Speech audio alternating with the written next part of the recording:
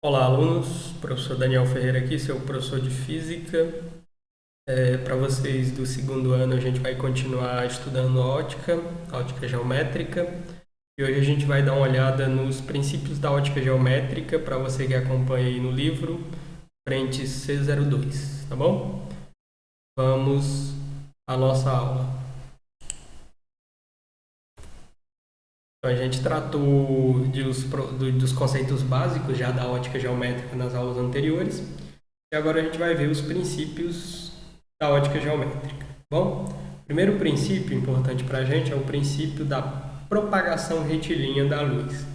A gente vai considerar aqui na ótica geométrica que a luz anda sempre em linha reta. Isso aqui nessa parte da física é válido, tá bom? Ocorre isso de fato na natureza? Não, porque a luz também acompanha a curvatura do espaço e do tempo. Mas para a ótica geométrica, isso funciona. Então, o que ocorre? Nos meios homogêneos e transparentes, a luz se propaga em linha reta. Tá bom? O meio homogêneo é aquele que é igual em todos os pontos. E a gente vai considerar meios transparentes também. São situações bem ideais. Então, outro ponto que é importante salientar é que o meio homogêneo, como eu já disse, é aquele que apresenta as mesmas características em todos os seus elementos de volumes, certo? É uma substância homogênea, aquela, por exemplo, água pura, amônia e assim vai. Então, lembra que a gente está considerando que a propagação é retilínea em meios homogêneos e transparentes. Aqui a figurinha que eu trouxe para vocês é a que tem lá no livro. E aqui expressa a propagação retilínea da luz, onde esse meio é o ar. Tudo bem? Vamos para frente. O segundo princípio é o princípio da independência da propagação dos raios luminosos. Certo? Já que os raios, a gente deu algumas definições na aula anterior, que eram básicas. A gente definiu lá o que era um raio de luz, o que era um feixe. E o segundo princípio da ótica geométrica é justamente da independência dos raios luminosos. O que diz? Esse princípio diz que dois ou mais raios ou feixes de luz, que a gente já definiu a priori, se propagam independentemente da existência de outro ou de outros, na mesma região e no mesmo instante, tá bom? Significa que, como está ilustrado aqui, que mesmo se cruzando, se encontrando, passando um pelo outro, eles não interagem, tá bom? A gente pode brincar que os raios de luz são bem antissociais. Havendo, por exemplo, cruzamento entre eles, que é o que eu disse, cada um segue o seu caminho sem tomar conhecimento da existência de outro ou de outros raios, conforme está ilustrado aqui, tá bom? Esse raio que sai dessa lâmpada vai continuar aqui e esse outro vai continuar, eles passaram um pelo outro, mas um não tomou conhecimento da existência do outro, tá bom? Eles são extremamente antissociais e um não interfere de maneira nenhuma no caminho do outro, tá bom? Então esse é um dos princípios importantes. Você vai aplicar isso aqui em vários exercícios e por isso que é importante a gente frisar e aprender com profundidade, mesmo que o conceito seja básico aqui no início do curso de ótica geométrica. Tá bom? O terceiro princípio é o princípio da reversibilidade do raio luminoso. Então, vamos ver do que se trata isso. O trajeto seguido pela luz independe do sentido no qual é percorrido, ou seja, aqui é para ser o caminho de ida ou de volta é o mesmo, tá bom? Isso tem a ver mais com casos de reflexão e etc. A gente vai explicar aqui, vou explicar para vocês aqui com a figurinha. Então, um raio de luz, por exemplo, proveniente de um ponto A, você pode considerar que é aqui, por exemplo, que após sucessivas reflexões atinge um ponto B qualquer, por determinada trajetória, suponha que seja o ponto A, ele sai do ponto A, tem um espelho aqui, o raio reflete no espelho, e tem um outro espelho ali, ele reflete novamente e chega a esse ponto B, certo? O que o princípio está dizendo é que esse raio pode descrever a mesma trajetória se for invertido, o sentido de propagação de B para A. Então, suponha que você põe a lanterna aqui. Ocorre que esses raios vão seguir o mesmo caminho, só que aí você vai mudar o sentido dessas setas, certo? E ele vai voltar exatamente por onde veio. Aqui está, que é o que mostra o caso A e o caso B. Aqui no primeiro caso, o ponto A está na lanterna, você tem essas reflexões. E no caso B, você trocou a posição da lanterna e o raio faz justamente o mesmo caminho sem nenhum problema. Reversibilidade do raio de luz. Daí você tem a reversibilidade. Talvez uma curiosidade que você tenha, ou se não tiver, eu vou mostrar aqui para você, é o fato de você poder se perguntar se essa reflexão aqui é 100%. Ocorre que as reflexões não ocorrem 100%, são situações ideais. De meu conhecimento, eu tenho a prata. Então, os espelhos são feitos com metais que são polidos e colados atrás de superfícies de vidro transparente. O vidro é para proteger o metal da oxidação. O melhor espelho que existe, pelo menos de meu conhecimento, são os de prata. A prata metal é um metal e ela é polida e gruda atrás de um vidro para proteger, por exemplo, de oxidação e etc. A prata ela consegue refletir cerca de 93% da luz que chega nela. O resto é absorvido por ela, ou está passando um carro com música aqui, não sei se vai interferir aí. Então a prata ela reflete uma porcentagem boa, chega a ser 93%. Aí parte disso é absorvido lá dentro, outras partes se perdem. Isso a gente vai estudar com mais detalhes mais para frente. Mas está aí o princípio da reversibilidade do raio luminoso. Então esses eram os princípios, e tem algumas coisas que são importantes a gente tratar, que são alguns conceitos para a gente entender depois o que é um eclipse total e assim vai. Que é o conceito de sombra e penumbra, que são coisas diferentes, tá bom? Vamos tratar primeiro do conceito de sombra. Suponha essa figura aqui, ó, onde você tem uma fonte luminosa F, aí você tem um corpo opaco, que a gente já definiu nas primeiras aulas, que os tipos de corpos, que são os transparentes, translúcidos e opacos. Um corpo opaco, ele não permite que a luz passe por ele. Eu dei o exemplo lá de um cavalo, tinha um cavalo totalmente preto e a luz não atravessava, era um corpo opaco. Então aqui o corpo opaco é o corpo C, certo? E aí você tem um anteparo A ali atrás. A sombra é justamente essa região aqui, ó. E suponha que esse meio é homogêneo, tá bom? Para fim de não ter nenhum problema. Então está no meio homogêneo, o raio de luz é emitido e vai existir uma sombra justamente aqui entre o corpo opaco C e uma regiãozinha do anteparo. Então, existe uma projeção da sombra aqui, que é justamente o que a figura explica. Além da superfície S, que ficou escura, a região entre C e S também não recebe luz. Nesse caso, essa região aqui é chamada de sombra, tanto a região entre C e S e a própria superfície S aqui do corpo A, que foi coberta pela sombra, tá bom? A figura explica aqui, ó, a projeção da sombra S de um corpo opaco C por uma fonte F sobre o anteparo A evidencia que a luz se propaga em linha reta, tá bom? Então a luz só aparece nessas regiões aqui, fora do corpo S. Nas outras regiões você vai ter justamente o que a gente chama de sombra. Vamos ver o que é penumbra agora. Considere agora, por exemplo, uma fonte de luz extensa. Lembra que a gente viu esses conceitos? Fonte de luz pontiforme ou pontual, que foi o caso aqui, ó, fonte de luz pontual. Geralmente corpos que estão muito distantes podem ser considerados fonte de luz pontual. Agora a gente está supondo aqui uma fonte de luz extensa, por exemplo, um bastão brilhoso, se você for amante de Star Wars, por exemplo, um sabre de luz que está brilhando aí, ou um tubo de lâmpada, aquelas lâmpadas que tem lá na sala de aula, que são os tubos. Então suponha que a lâmpada está aqui, o corpo AB, então portanto um corpo extenso. E esse corpo vai emitir luz para várias regiões aqui, certo? E aqui você tem um corpo C de novo opaco. E você vai ter sombra formada aqui atrás dele, certo? Só que você vai ter luz emitida aqui para várias regiões do espaço. Vamos ver o que é exatamente a penumbra. Ela é diferente da sombra. Então, os raios de luz provenientes da fonte AB, que é esse material inteiro aqui, que tangenciam o corpo C, que passam aqui tangenciando o corpo C, eles se originam lá, por exemplo, ali na ponta, tangencia o corpo C e passa para cá, tangencia o corpo C e passa para lá. Então, que tangencia o corpo opaco C determinam, no espaço além de C, que estão além do corpo C, duas regiões, uma região de sombra, que não recebe luz da fonte, que não chega luz de jeito nenhum, e uma de penumbra, que recebe luz apenas de alguns pontos de AB, tá bom? Essa região aqui vai receber pouca luz de AB. O ponto P, por exemplo, ali, ó, na figura, pertence à penumbra, está dentro da penumbra, estando iluminado apenas pelo trecho AD, certo?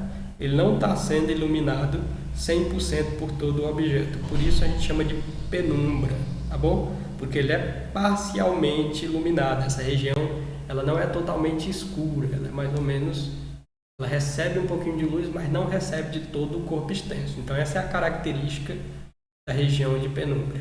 Bom, como está explicado aqui, em caso de dúvida, volta o vídeo, vai passando e revendo. Outras coisas importantes aqui para a gente são agora, que é importante a gente falar, já que a gente está estudando os raios luminosos, é como ocorre um eclipse, tanto o eclipse solar, lunar e etc. Então, o que é que rola? Com o princípio da propagação retilínea da luz, que a gente deu aqui no início dessa aula, e o conceito de sombra e penumbra, a gente pode agora entender como ocorrem os eclipses. É muito comum ouvirmos falar de eclipse solar ou eclipse lunar, ou até mesmo presenciar esse evento, né? Já quem tem muita sorte já conseguiu ver alguns. Se você nunca viu pessoalmente, vai no YouTube que a NASA gravou alguns. Geralmente são eventos um pouco raros. Então, o que seria um eclipse solar? A gente tem uma ilustração aqui, deixa eu explicar a figura. Aqui a gente tem o Sol, você pode considerar que é um corpo extenso, porque é extremamente grande. Essa regiãozinha de azul aqui é o planeta Terra. Aqui você tem a Lua. Aqui você tem em pontilhado verde a órbita da Lua, certo? E aqui em pontilhado cinza, o azul bem clarinho, se você preferir, você tem a órbita da Terra em torno do Sol, certo? Ela vai fazer essa órbita elíptica aqui. Tá bom? E ali você tem uma regiãozinha, aí você tem duas situações em que a Lua pode estar aqui ou pode estar ali.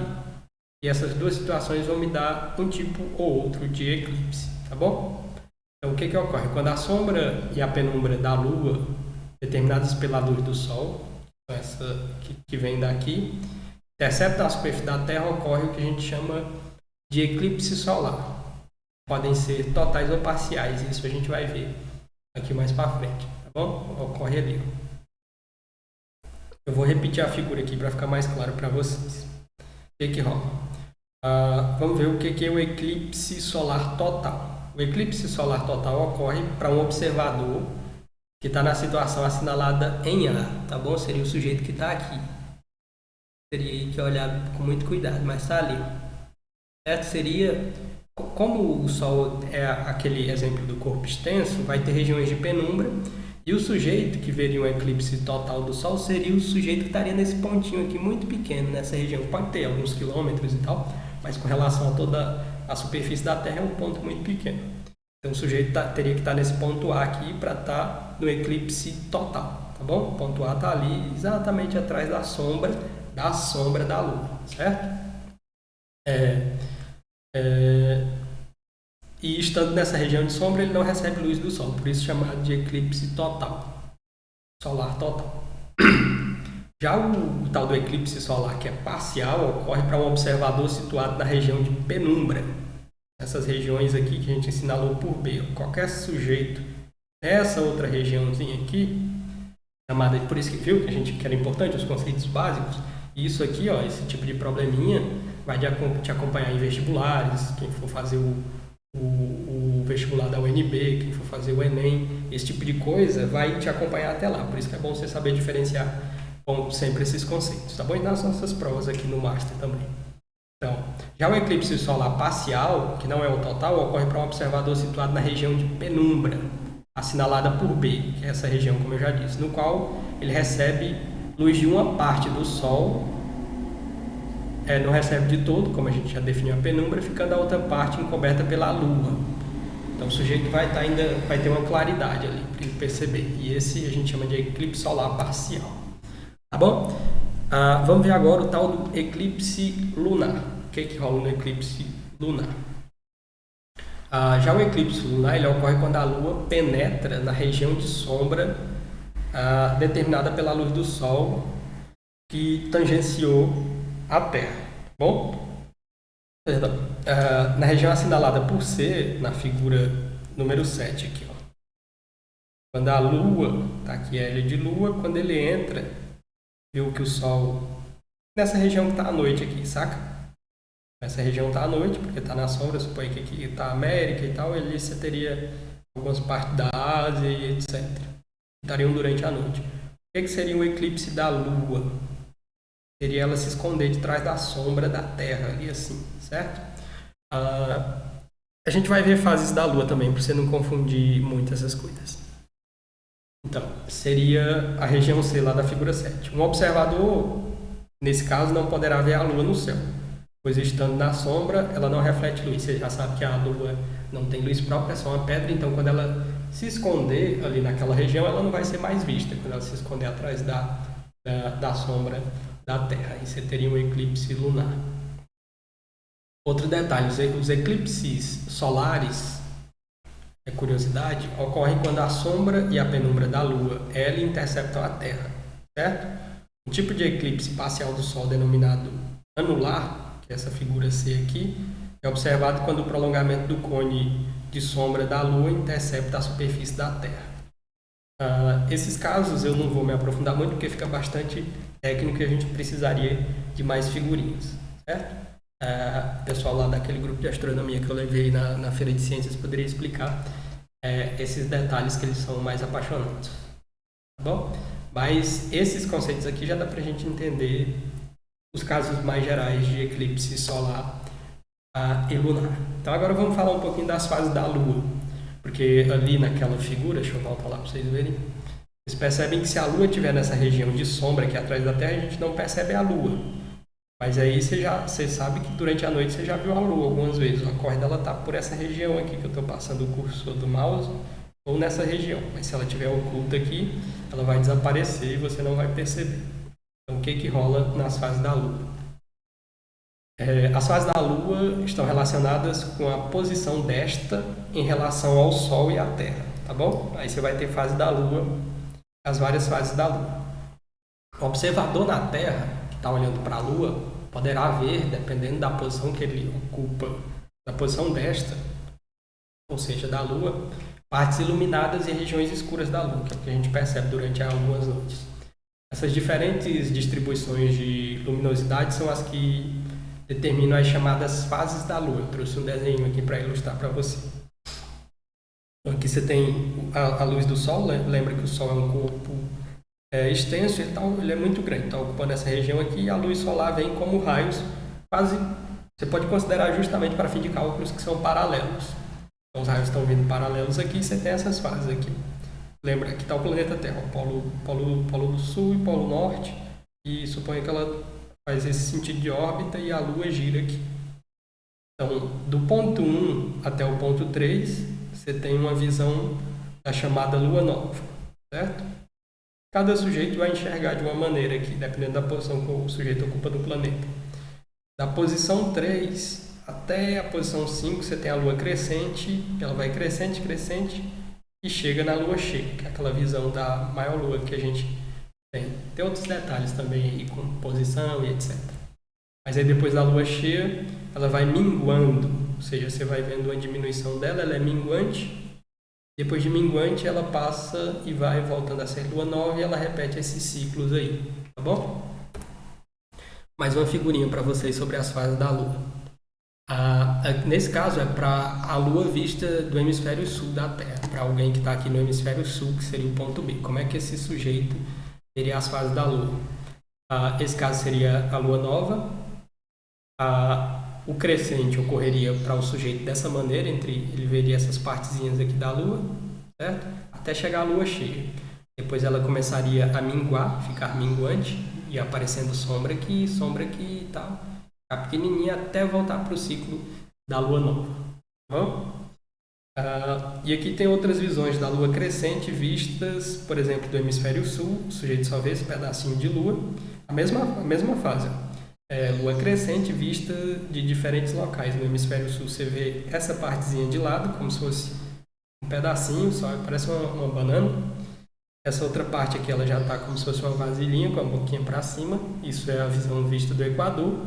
Do hemisfério norte você muda, em vez de estar aqui, é o caso do hemisfério sul, ela estaria daqui. Bom, então essas são as fases da Lua vistas de posições diferentes. Nesse caso, a Lua crescente. Aí, o último tópico que a gente vai tratar antes de encerrar essa aula, que vai ser referente aos dias 16 e 17, vai vir um conjunto de exercícios que estarão disponíveis para vocês lá pelo Google Sala de Aula e pelo aplicativo da escola. O último tópico aqui para a gente é o da câmara escura. Daqui a gente tira a primeira equação desse curso. Então, o que é a câmara escura? Então, considere essa caixa fechada aqui, ó, com um pequeno orifício no ângulo da superfície. Você fez um orifíciozinho. Isso aqui você pode fazer em casa e fazer esse teste. Então, considere uma caixa fechada com um pequeno orifício numa das paredes, que é o que está ilustrando o desenho aqui. E com uma folha de papel de seda ali do outro lado, ou papel manteiga, etc., ou papel heliográfico, todos que tem que ser brancos e translúcidos, na parede oposta, e para que você possa olhar, certo? Porque você vai olhar dali, então você precisa de alguma coisa que a luz possa atravessar pelo menos parcialmente. Então suponha-se uma fonte de luz aqui, ó. Pode ser primária ou secundária. Nesse caso, se você se lembrar, a fonte secundária, certo? A árvore está refletindo uma luz que jogaram nela. Por isso que os conceitos são todos importantes. A fonte primária, secundária, são todos necessários para você entender o resto das coisas. Então, ó, se uma fonte de luz primária ou secundária estiver à frente do orifício, que é o que ocorreu com essa árvore aqui, ela envia luz para o interior da caixa através desse orifício. Uma imagem será formada na folha da parede, aqui, oposta, certo? Aqui tem algumas dimensões, porque a gente vai tirar uma equação disso. Ó. Tem o tamanho da fonte de luz, pode ser primária ou secundária. Tem o tamanho da imagem, tem o observador aqui, tem a distância da parede entre as paredes da caixa e tem a distância do objeto real até o orifício. A gente vai fazer aqui umas equações de proporção e obter uma relação aqui, certo? Então, ainda na câmara escura. Considere, por exemplo, aquela árvore. Considere uma árvore à frente do orifício, que é o caso que a gente tem lá, que está na figura anterior. O observador que olhar através do papel, que está do outro lado da parede, verá uma imagem da árvore, objetada sobre a folha, que é invertida, tanto vertical quanto horizontalmente. Então, a imagem ela troca totalmente de posição, ela se inverte totalmente, melhor dizendo, como consequência da propagação retilínea. Isso é justamente consequência da propagação retilínea dos raios. A parte de cima da árvore vai atravessar o orifício e aparecer embaixo, e a parte de baixo vai atravessar e aparecer em cima e reconstruir a imagem toda invertida, tá bom? É isso que ocorre. Isso ocorre inclusive com o nosso olho. Quem roda a imagem faz a gente perceber mundo de cabeça para cima é o cérebro que recapta essas imagens. As câmeras, por exemplo, elas também captam a imagem de cabeça para baixo. Quem faz a tradução é um dispositivo que tem lá dentro da câmera e etc. Então, se a gente conhecer aquela alturazinha H, que é a altura da imagem, a distância da árvore até o orifício, que a gente chamou de Y, o comprimento da caixa, que é X, por semelhança de triângulos, a gente pode calcular a altura H da árvore, tá bom? Então, só com a imagenzinha, sabendo aquelas distâncias, você pode descobrir a altura da árvore e a relação por semelhança de triângulos é essa aqui.